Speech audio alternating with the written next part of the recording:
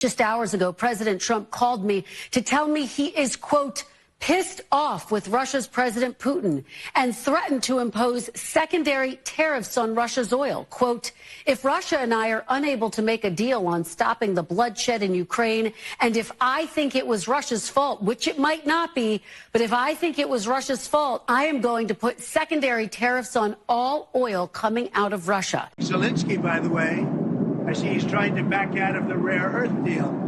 And if he does that, he's got some problems, big problems. When I look at this story, you know, it's so long, at least 10,000 words going through all of this.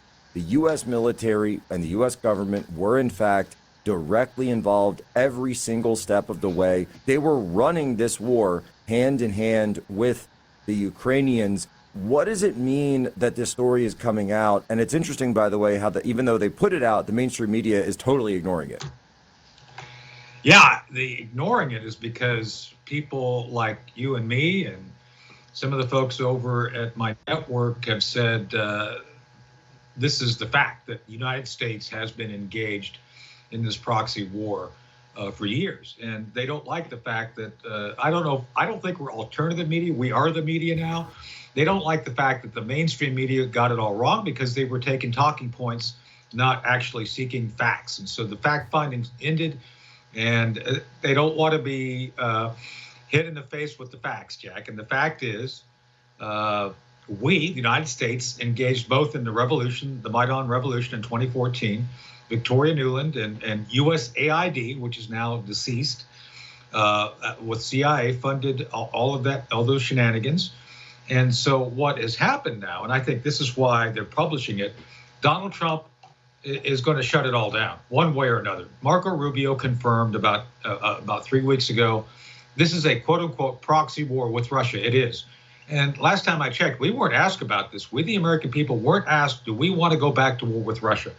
So ask yourself, Jack, who would have pushed for us to be the world policeman and engage in this? Well, it's the World Economic Forum, it's Soros, and the Europeans. That they wanted Ukraine for their own purposes to be part of the EU utopian, whatever you want to call whatever they're doing right now with suppressing democracy and trying to get people to not talk about certain things.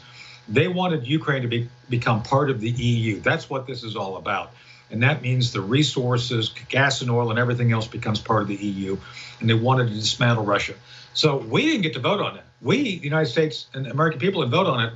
This was all about the progressive left, via the Democrats, using our military and our intelligence community as an extension of their policies, which support the World Economic Forum and the EU. So that's why we're here.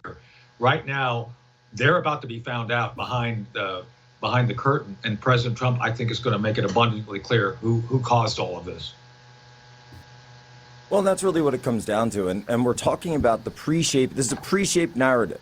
So the narrative that you get through all of this is the U.S. was there, the intel community was there, we did what we had to do, we helped them every step of the way, but they just wouldn't listen. And by the way, what's really interesting, Tony, and I know you'll appreciate this because you and I talked about this in real time 2 years ago in 2023, going into that summer counteroffensive, Bakhmut. We said this is a bad idea, this isn't going to go well. Apparently, in real time, we were calling this while the rest of the media said, oh, this is great, this is genius. And apparently there was a huge breakdown where even General Milley was telling the Ukrainians, yeah, guys, don't do this. The Russians are dug in over in these positions. This is a really bad move. And then it's actually kind of funny because it says that they hung up on General Milley on the call, and then he kept trying to call them back and they wouldn't answer. Well, you know, Mark I think, by the way, just on a personal note, you and I were in the military. There's no senior officer I know that looks better in high heels than Mark Milley, female or male. No, he's the best. He's the best. Anyway, but I digress. But no, you look. I know Mark Milley.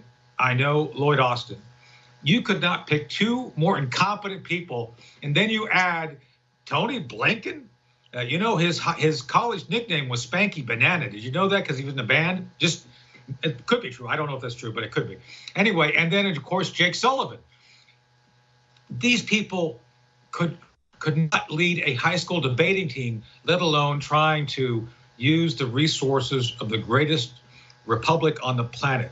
This was doomed from day one. And Jack, you and I suffered the barbs and arrows, the outrageous barbs and arrows of fortune to be right about this ahead of time, way ahead of time, and people didn't like it. So it is what it is. We're right, they're wrong. End of story. I have a good buddy of mine. He likes to say sometimes that it's better to be right late than wrong early, because when you're right early, everybody comes down at you, comes hard at you, and that's what they did. But look, say we got a Cassandra complex or whatever it is. Look, I'm going to call it like it is, and if people want to deny reality, they can try for as much as they can. But reality is reality, and the U.S. has been far more involved in the Ukraine war than anyone has ever let on. Now it's starting to publicly come out, and there are, by the way, there are key targeting and talking about not only, by the way, the attacks in the Black Sea, so the sinking of the Moskva, this huge cruiser, coordinating drone swarms, even the attacks in Russia itself, providing those.